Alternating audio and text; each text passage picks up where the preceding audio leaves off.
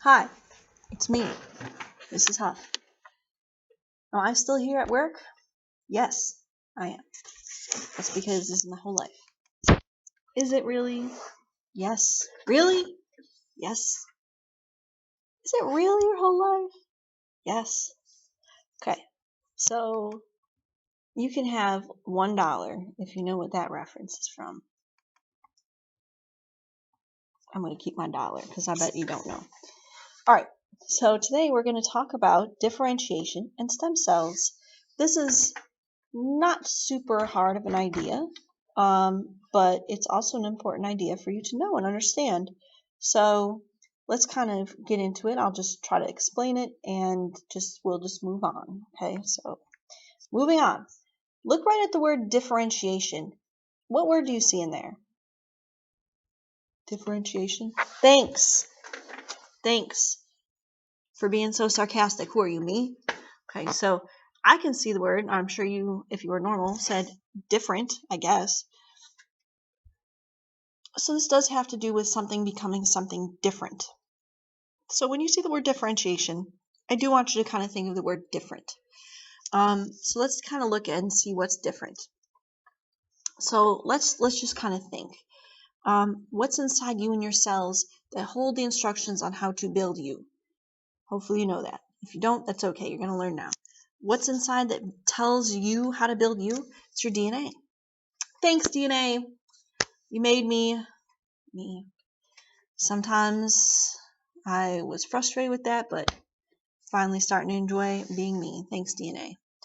So what organelle holds these? Well, that's the nucleus. So this is where we're kind of thinking. So lately we've been talking about cells and organelles and kind of microscopic things and now microscopic processes, things that go on inside of us that we can't see, but make us what we are and build us how we are. So all of the DNA in all of your cells is the same, pretty much, give or take. Okay, but if I took and I needed to get a sample of your blood, and I took the DNA out of your blood, the cells in your blood, and I took some DNA, like we did a cheek swab, and I got that DNA, it's going to be the same. For example, let's go back to, I don't know, 2006 and 2007 when I used to watch CSI all the time. Let's just say you were injured at a crime scene, and they find some of your blood and test it, and they get your DNA. Well, you're a suspect along with, let's say, 10 other people. Well, they'd swab your cheek to get your DNA. Or maybe they'd get your DNA from like your saliva because your cheek cells often fall out into your saliva. Oh, and then you eat them. Doesn't that sound pleasant? So they can get you for being at the crime scene from swabbing your cheek and getting the DNA from your cheek cells if they have DNA from your blood. It's the same DNA. Okay, so your cells have DNA, it's pretty much all the same. Well, okay, so if I looked at your brain cell, your skin cell, your blood cell, why is it then that nerve cells and skin cells and blood cells look different? And they certainly do different jobs. Like the job of your red blood cells is to carry oxygen. The job of some of your white blood cells is to fight infection. The job of your skin cells is sort of to like waterproof you and be a barrier to the outside world. And the job of like a neuron is to send signals and create memories so you can interpret your experiences of the world in your own unique way. Brain science is really cool, by the way. I don't know. I think today, if I had to go back and do things over again, I don't think today I'd be a paleontologist. Today, I think I want to be like some kind of neuroscience with like a slight knowledge of psychology, so I can like scan the brain and then like apply it to like how people learn. That's what I would do if I could go back today. But that would be a lot of work, so I think I'll just stay where I am. Okay, reality check. Okay, but so yeah, that's the question. If you have the same DNA in all your cells, why do your cells look different? Why do they do different jobs? Why aren't we just one like weird blob cell creature thing? Well, that's because of this idea of differentiation. Let's kind of go back a little bit farther. So everybody started off as a single cell, okay? No need to get into so much detail, okay? Ask your parents, I guess. But an egg and sperm cell came together and made one fertilized egg, a little zygote, and that was all of us at one point in time. So we were all one cell, and that cell contained our DNA.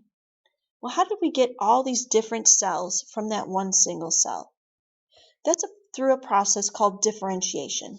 So as soon as your cell was fertilized and you became this little zygote here, that cell started to divide and divide and divide and divide and make a bunch of identical cells.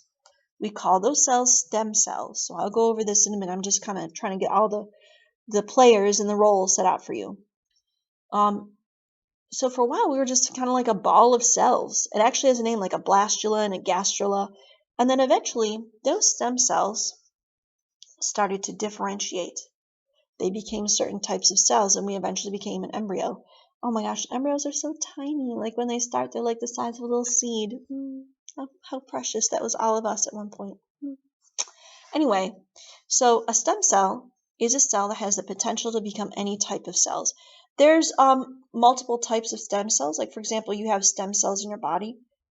You can have like they have what's called different germ lines. You can have skin stem cells that could become like a skin cell, a hair follicle cell, a cell that makes an oil gland in your skin. It no longer can become any type of cell. Like it can't all of a sudden become a brain cell, but it can become any type of the skin cell group. So we don't need to exactly know that for this class, but I wanted to give you a little bit more information. But when you were just this tiny little ball of cells, you were made of stem cells, a cell that can become any type of cell. Well, as your cells divided and changed, different signals were being sent to those cells. And depending on the chemical signals they received, they would differentiate. And that's when that stem cell becomes a certain type of cell, like a blood cell, a heart cell, a brain cell. And that happened, then we developed into an embryo.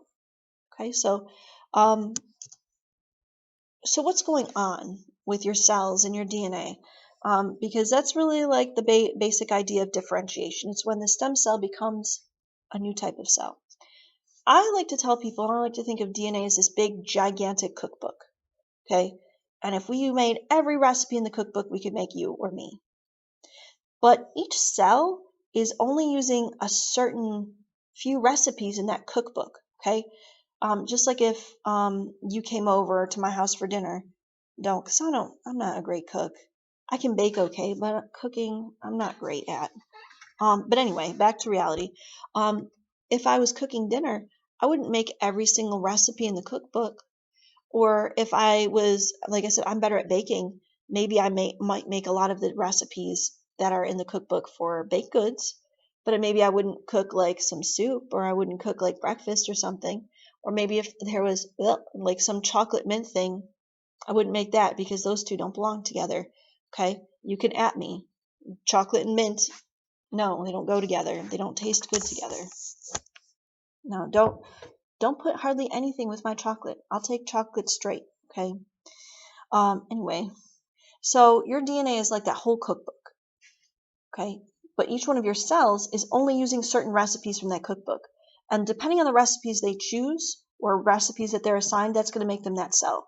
Like for example, a cell in your stomach lining is going to produce hydrochloric acid.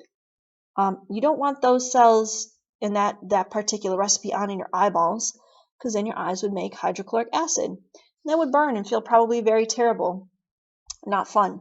So that's my kind of analogy for you about differentiation. So what's a stem cell like? Now that we've kind of talked about differentiation. Well, only stem cells can differentiate. Like I can't take some of my skin cells and turn them into something else. They don't work like that. They've already differentiated. Once they differentiate, you can't reverse that process and send them back to being a stem cell. If you're a student, you are like a stem cell and you can become anything. Oh, I know that sounds like pie in the sky, but that's true. Like you can, if you're like, I really want to be such and such, do it. Like you have to maybe start now looking up what do you need to do to be a video game streamer. Look up what professional people do and how to like market yourself on social media. I don't know anything about that. Maybe you want to become a teacher. I mean, I could help you with that. I'm not going to make any commentary on that because this is hi. Maybe you're like, I want to do something with music for the rest of my life. Well, now you should start practicing and looking at teaching yourself how to do other things or how you can whatever. I don't know. I mean, I could try to help you with that too, but whatever you want to become, you can become it. Just start getting those signals into your body now and start saying, okay, well, let me try this or see if I like doing that. And you don't have to know what you want to become. You have plenty of time. I don't. I'm already differentiated. I'm a teacher. I can't go back. I'm stuck here, for better or for worse. So, I mean, I guess technically I could go back to school and start another career, but I'm getting old. I don't have time to do all that. I don't have energy to do all that. So I'm more like a differentiated cell. I have a job. I can't just do whatever job. I am doing this job and this is it. I've picked my recipes out and this is it. Actually, I think teaching probably actually is in my DNA. Like my cousin is a teacher, my uncle's a teacher, my grandfather was a teacher. On my mom's side, that's all on my mom's side. So maybe it's like a genetic thing. Who knows? We'll experiment. We'll see what my child becomes, if she wants to be a teacher or not. Anyway, yeah, I don't know. I'm just rambling. It happens. Sorry. So that's all about differentiation in stem cells. I hope that helps. I hope that kind of clarifies what these things mean and what they are in a simple way, because that's my goal.